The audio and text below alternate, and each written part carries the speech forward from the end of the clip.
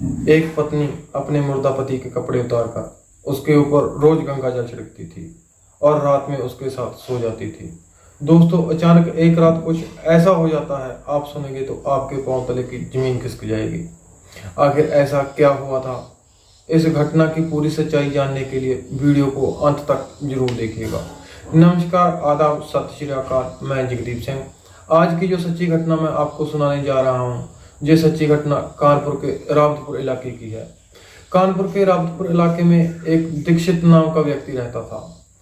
वह बैंक में जॉब करता था और उसे एक रेखा नाम की लड़की से प्यार हो जाता है। दोनों एक दूसरे से शादी करना चाहते हैं।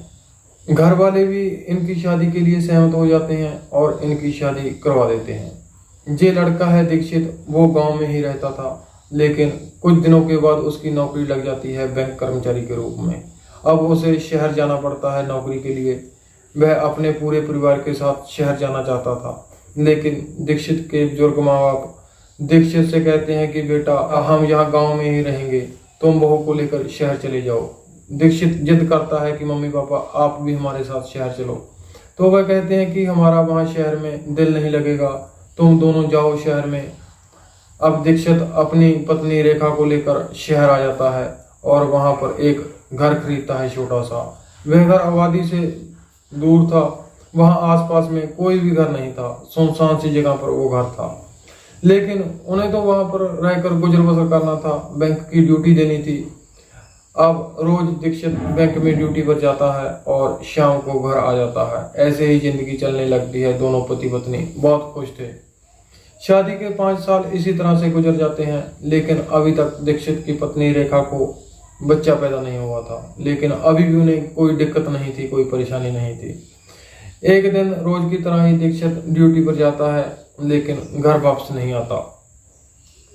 घर पर उसकी पत्नी रेखा अकेली रहती है। उसको चिंता होती है कि मेरा पति कहाँ है। अपने पति दीक्षित को वो फोन पर फोन करती है, लेकिन वह फोन नहीं उठाता। ऐसे ही करते करते सुबह हो जाती है, दीक्षित घर नहीं आता और रेखा लगातार फोन कर रही थी। अब दूसरे दिन जॉब पर जाने का भी समय हो जाता है और वो जॉब पर नहीं पहुंचता तो बैंक के कुछ कर्मचारी उसे फोन करते हैं, लेकिन वह फोन पिकअप नहीं करता। 1-2 घंटे के बाद उसका फोन भी स्विच ऑफ हो जाता है। फिर रेखा पुलिस थाने में जाकर सारी घटना बताती है कि मेरा पति घर से बैंक में गया था, लेकिन वापस घर नहीं आया। दोस्तों, पुलिस मामले को लिख ही रही थी, तभी पुलिस के पास एक व्यक्ति का फोन आता है और वह व्यक्ति बताता है कि शहर के पास जंगल में एक व्यक्ति पड़ा है और उसको होश नहीं है। पुलिस तुरंत वहां पर पहुंचती है, उस व्यक्ति को उठाती है और उस व्यक्ति को रेखा को दिखाती है और पूछती है कि क्या ये तो तुम्हारा पति नहीं है। रेखा उसे देखकर जोर जोर से रोने लगती है और कहती है कि साहब, यही तो मेरा पति दीक्षित है। अब दीक्षित को हॉस्पिटल में भर्ती करवा दिया जाता है, लेकिन डॉक्टर उसे मृत घोषित कर देते हैं। लेकिन जब ये बात रेखा को सुनाई पड़ती है तो वो जोर जोर से रोने लगती है। दीक्षित के माँ बाप बुजुर्ग थे, वह अभी तक हॉस्पिटल नहीं आए थे। डॉक्टर डेड बॉडी का पोस्टमार्टम करने के बाद रेखा को सौंप देते हैं। अब रेखा उस लाश को लेकर अपने घर आ जाती है। घर आने के बाद जो दूर दूर के पड़ोसी थे वो पूछते हैं दीक्षित की अब क्या हालत है। तो रेखा उन्हें बताती है कि वो कोमा में चला गया है और जल्दी ही ठीक हो जाएगा। यानी कि जब रेखा जोर जोर से रोई थी तो उसका दिमागी संतुलन खराब हो गया था।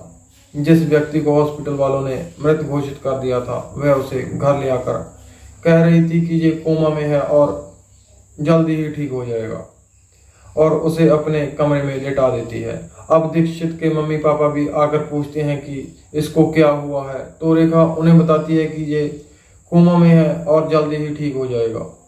अब बुजुर्ग माँ बाप थे, वो पढ़े लिखे भी थोड़ा कम थे, वह भी उसकी बात मान जाते हैं और बेटे को देखकर वो गांव वापस चले जाते हैं, यह कहकर कि इसका ख्याल रखना।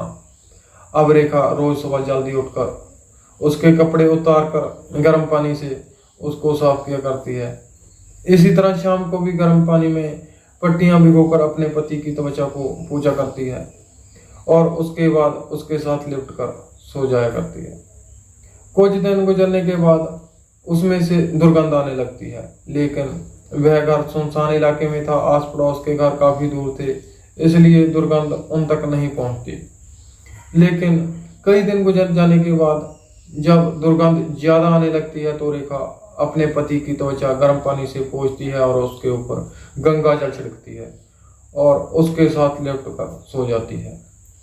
इसी तरह से कोरोना का समय भी आता है बीच में। इसी तरह 18 महीने गुजर जाते हैं। ये रेखा के पति की डेड बॉडी थी, वो पूरी तरह से सड़ चुकी थी। उसमें से इतनी बदबू आ रही थी कि वहां पर टिकना मुश्किल था।